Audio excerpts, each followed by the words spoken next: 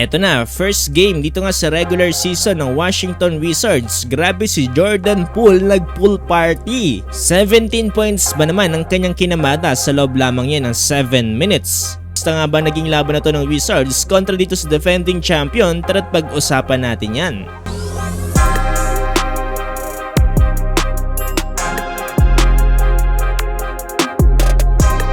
Ito ng unang laro dito ng Wizards. Well, ang starting 5 nila ay itong top 2 pick na si Alex Sarr, Kyle Kuzma, Jordan Poole, Coulibaly at si Connington.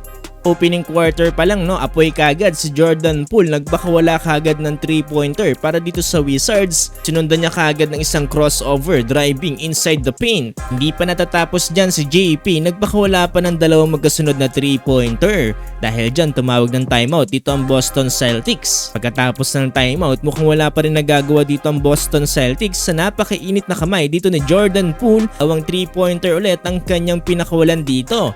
Dahil dyan nagkaroon na siya ng 17 points sa loob lamang yan ng 7 minutes.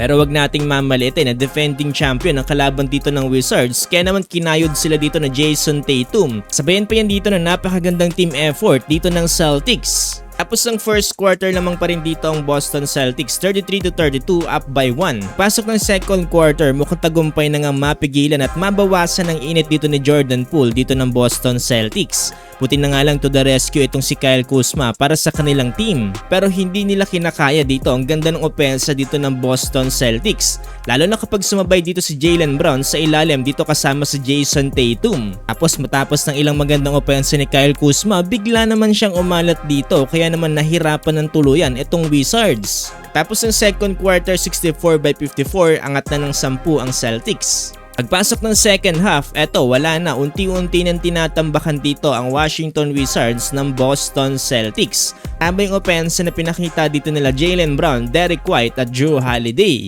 Dapat too small pa dito si Jaylen Brown dito nga kay Jordan Poole. Grabeng pang-asar yun.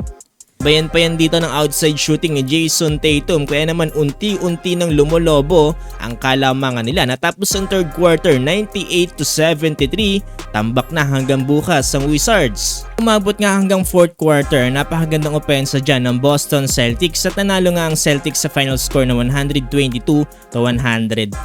Nanguna dito para sa Celtics itong si Jaylen Brown with 27 points na sinusundan ni Tatum with 25 points. Samantalang pinangunahan naman ni Jordan Poole dito ang Washington Wizards with 26 points, shooting 9 out of 17 from the field at 50% from the 3-point line with 6 out of 11. Ayang ganda na sana ng pinakita ni JP pero kinapos pa rin yan kontra nga dito sa defending champions.